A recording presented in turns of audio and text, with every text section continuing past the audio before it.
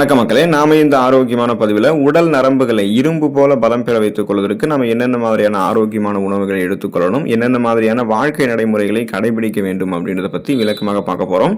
நாம நமது இதயம், நுரையீரல், செரிமான மண்டலம், சுவாச மண்டலம் மற்றும் நோய் எதிர்ப்பு மண்டலம் ஆகியவை அன்றாடம் சரியாக செயல்படுகிறதா அப்படின்றத உறுதிப்படுத்திக்கிறதுக்கும், அதில் ஏதாவது சிக்கல்கள் நடந்துச்சா அதில் சரி பண்ணுறதுக்கும் முயற்சிக்கிறோம். ஆனால் நம்ம அதிகம் கண்டுகொள்ளாமல் புறக்கணிக்கிறது என்ன பார்ட் அப்படின்னு கேட்டிங்கன்னா, நம்மளுடைய நர்வ் சிஸ்டம், நம்மளுடைய நரம்பு மண்டலத்தை தான் நம்ம கண்டுகொள்ளாமல் புறக்கணிச்சிட்டே இருக்கோம்.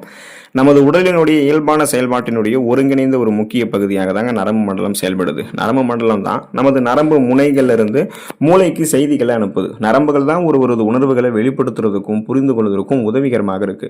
ஸோ இப்படிப்பட்ட நரம்பு மண்டலத்தை நம்ம ஆரோக்கியமாக வைத்திருக்க வேண்டுமானால் அன்றாடம் தவறாமல் உடற்பயிற்சிகளை செய்வது நமக்கு மிகவும் முக்கியங்க.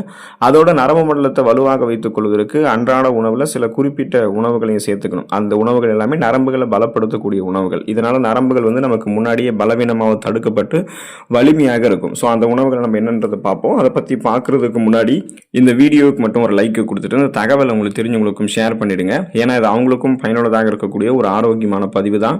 இது போன்ற அப்டேட்ஸ்கள் நீங்கள் தொடர்ந்து பார்க்கறதுக்கு நம்மளுடைய ஹெல்த் நியூஸ் தமிழ் சேனலை மறக்காம சப்ஸ்கிரைப் பண்ணி வச்சுக்கோங்க. பக்கத்தில் இருக்கக்கூடிய பெல் பட்டனையும் கிளிக் பண்ணி ஆல் அப்படின்ற ஆப்ஷனையும் செட் பண்ணி வச்சுக்கிட்டீங்க அப்படின்னா நாங்கள் போடக்கூடிய எல்லா அப்டேட்ஸும் உங்களுக்கு நோட்டிஃபிகேஷன் அடிக்கடி சேரும். சரிவாங்க மக்களே, இப்போ வீடியோக்குள்ள போயிடலாம். விதைகள் மற்றும் நட்ஸ் நரம்புகள் பலம் பெறுவதற்கு நம்ம எடுத்துக்கொள்ளலாங்க. வால்நட்ஸ், பாதாம், ஆளி விதைகள் போன்றவை அத்தியாவசியமான கொழுப்பமிலங்களை கொண்டிருக்கின்றன. இந்த கொழுப்பமிலங்கள் தான் ஆரோக்கியமான சருமம், நரம்புகள் மற்றும் உயிரணு சவ்வுகளை பெறுவதற்கும் உதவிகரமாக இருக்கு. அதோடு விதைகள் மற்றும் நட்ஸ்ல விட்டமின்கள், கனிமச்சத்துக்கள் மற்றும் புரோட்டீன் போன்றவையும் அதிகமாக நிறைந்திருக்கு. குறிப்பா விதைகள் மற்றும் நட்ஸ்ல நீங்க கூடுதல் கவனம், அதாவது ஃபர்ஸ்ட் ப்ரிஃபரன்ஸ் பாத்தீங்கன்னா நீங்க பிஸ்தாவுக்கு கொடுக்கலாம். பிஸ்தாவில் விட்டமின் பி என்னும் தயமின் சத்து வளமான அளவில் இருக்குங்க. ஸோ இது நரம்புகளினுடைய ஆரோக்கியத்திற்கு மிகவும் முக்கியமானது. ஸோ விதைகள் மற்றும் நட்ஸை தினமும் ஒரு கைப்பிடி அளவு எடுத்துக்கொண்டீங்க அப்படின்னா உடல் நரம்புகள் உங்களுக்கு பலம் பெற ஆரம்பிக்கும்.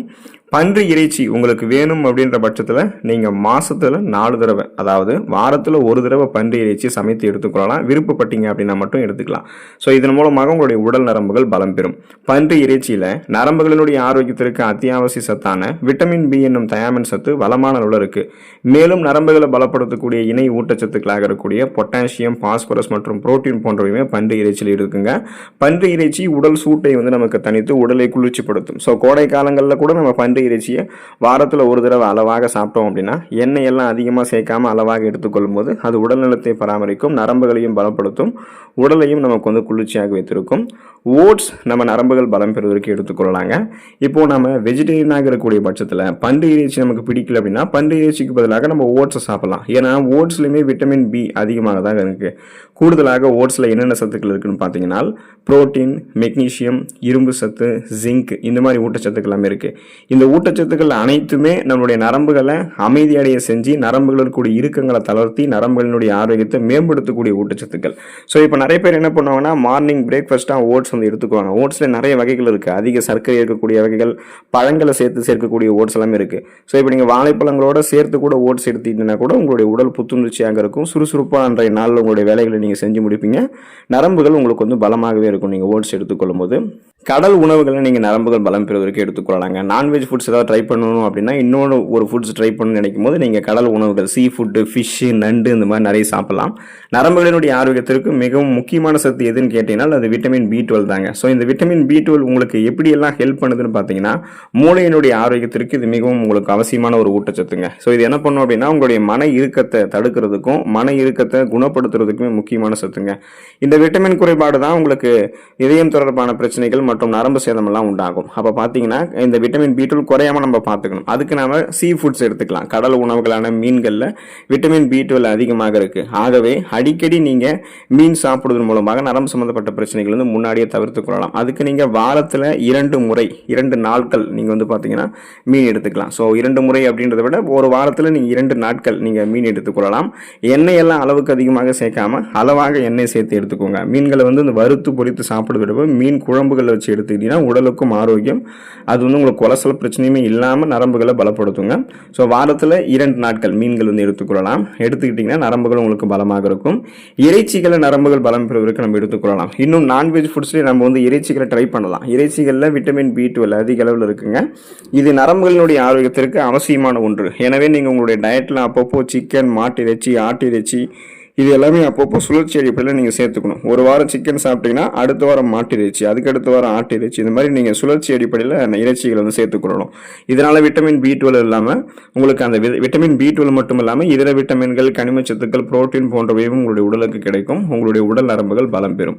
முழு தானியங்களை நீங்கள் உங்களுடைய உடல் நரம்புகளை பலம் பெற வைத்துக் கொள்வதற்கு எடுத்துக்கலாம். முழு தானியங்களான கைக்குத்தல் அரிசி, பார்லி, பார் கோதுமை என்று சொல்லக்கூடிய அந்த திணை போன்றவற்றில் விட்டமின் B அதிகமாக இருக்குங்க.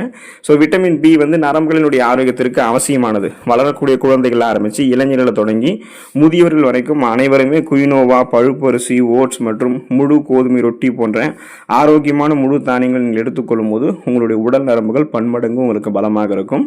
பால் மற்றும் பால் பொருட்கள், மில்க் ப்ராடக்ட்ஸ்லாம் எடுத்துக்கிட்டீங்கன்னா கூட உங்களுடைய உடல் நரம்புகள் பலமாக தான் இருக்கும். நரம்புகளினுடைய ஆரோக்கியத்திற்கு மற்றொரு முக்கியமான சத்து எதுன்னு கேட்டிங்கன்னா அது பொட்டாசியம். இப்படிப்பட்ட பொட்டாசியம் வந்து பால் பொருட்கள் அதிகமாக இருக்குங்க. பால், தயிர், மோர் போன்றவற்றில் கால்சியம் மட்டும் இல்லாமல் பொட்டாசியமும் அதிகமாக காணப்படுது. பொட்டாசியம் இருந்திருக்கக்கூடிய பிற உணவுப் பொருட்களான இறைச்சி, பச்சை இலை காய்கறிகள், மீன் போன்றவற்றையும் நீங்கள் அப்பப்போ எடுத்துக்கொள்ளலாம். பழங்களில் அத்திப்பழத்தை நம்ம நரம்புகள் பலம் பெறுவதற்கு எடுத்துக்கொள்ளலாங்க.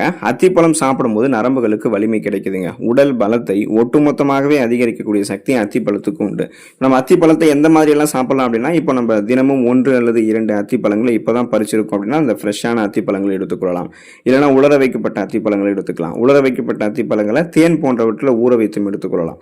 பொதுவாக வயதானவர்களும் நரம்புகளை பலம் பெற வைத்துக் கொள்ள வேண்டும் என்று நினைக்கும் போது அவன் தேன் போன்றவற்றில் அத்திப்பழத்தை ஊற வைத்து எடுத்துக்கொள்ளாமல் இருக்கிறதா நல்லது. ஏன்னா அது உங்களுக்கு திடீரென்று ரத்தத்தில் சர்க்கரையினுடைய அளவை அதிகமும் படுத்தலாம். அதனால் அதில் வந்து கவனமாக இருக்கணும். மற்ற இளைஞர்கள் எல்லாமே வந்து எப்படி வேணாலுமே நீங்கள் அத்திப்பழத்தை எடுத்துக்கொள்ளலாம். இதனால் உங்களுடைய உடல் நரம்புகள் புத்துணர்ச்சி பெறுவதோடு ஒட்டுமொத்த நரம்புகளுக்குமே அத்திப்பழம் வந்து பலத்தை கொடுக்கும். ஸோ நரம்பு தளர்ச்சி உள்ளிட்ட பல்வேறு விதமான நரம்புகள் சார்ந்த பிரச்சனைகளை அத்திப்பழம் வந்து உங்களுக்கு வந்து சரி பண்ணிடும்.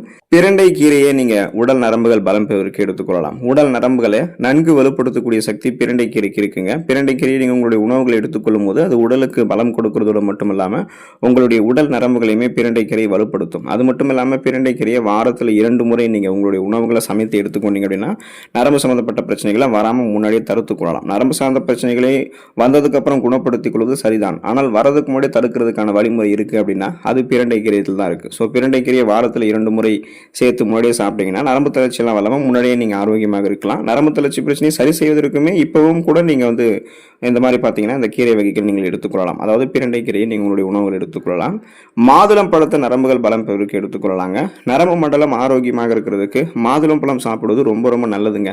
மாதுளம் பழம் நம்ம சாப்பிட்டோம் அப்படின்னா அது வித்தியாசமான முறையில் நம்மளுடைய உடல் நரம்புகளை பலப்படுத்தும். மாதுளம் பழம் உடல் சூட்டை தணித்து உடலுக்கு வந்து குளிர்ச்சியை கொடுக்கும். ஸோ இது வந்து நரம்பு தளர்ச்சி உள்ளிட்ட பல்வேறு விதமான நரம்புகள் சார்ந்த பிரச்சனைகளை சரி பண்ணி உடலை பலப்படுத்திடும்.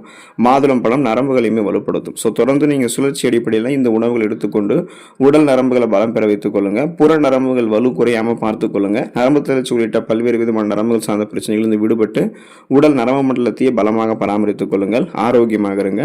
அடுத்த ஆரோக்கியமான பதிவில் மறக்காம சந்திப்போம். நன்றி மக்களே.